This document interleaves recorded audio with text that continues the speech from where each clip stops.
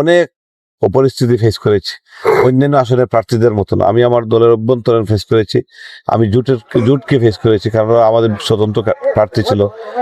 তার মধ্যে থেকে আমি আরো অনেক ইন্টারনাল অনেক সমস্যাগুলো ছিল আমি ফেস করি, যেটা 300 আসনে কেউ ফেস করে না।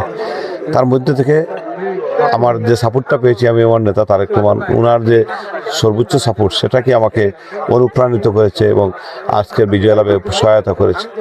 ইনশাআল্লাহ ওনার সাপোর্টের মাধ্যমে আমি যে বিজয় লাভ করেছি, আগামী দিন আমার কাজের মাধ্যমে এলাকার মানুষের পাশে থেকে সেটা প্রমাণ করব।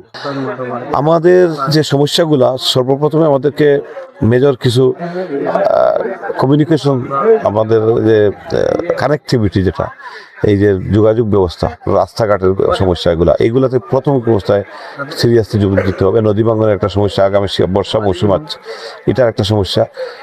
এটা একটা স্বল্পমেয়াদী, আমার মধ্যমেয়াদী কিছু পরিকল্পনা আছে আমার, এরপরে আমি দীর্ঘমেয়াদী কিছু পরিকল্পনা ভবিষ্যতের জন্য। মোট কথা, আমরা যে আশাটুকু মানুষকে দিয়েছি, আমি যদি সেই আশাটুকু পূরণ করতে না পারি, তো ভবিষ্যতে তো মানুষের কাছেও যেতে পারবো না। আমি চাই মানুষের মধ্যে বেঁচে থাকতে, সুতরাং কাজের মাধ্যমে বেঁচে থাকতে চাই। ইনশাল্লাহ আপনারা দোয়া করেন এবং আমার নেতার সাপোর্ট পেলে আমি করতে পারবো। আমার এই এলাকার জনগণকে আমি খুব বেশি ভালোবাসি, আমার জীবনের সর্বোচ্চ ব্যয় করেছি এই এলাকায়। আমি এলাকায় কাজ করার জন্য বিগত 25 বছর যাবৎ কাজ করেছি। এখন যখন সুযোগ পেয়েছি, আমি আমার সবটুকু দিয়ে আমি চেষ্টা করব এলাকার মানুষের পাশে থাকার, এটাই আমার মূল মেসেজ। না, রাজনীতিতে তো প্রতিদ্বন্দ্বিতা থাকতে পারে। আমরা একসাথে ছাত্র রাজনীতি করেছি, ওনার সাথে আমার ভালো সম্পর্ক।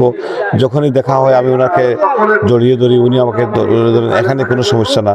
এটা একটা রাজনৈতিক প্রতিযোগিতা, জনগণ আমাকে রায় দিয়েছে, আমি তাদের জনগণের রায় মেনে কাজ করি। এখানে আমাদের বৈরিতার কোনো সুযোগ নেই।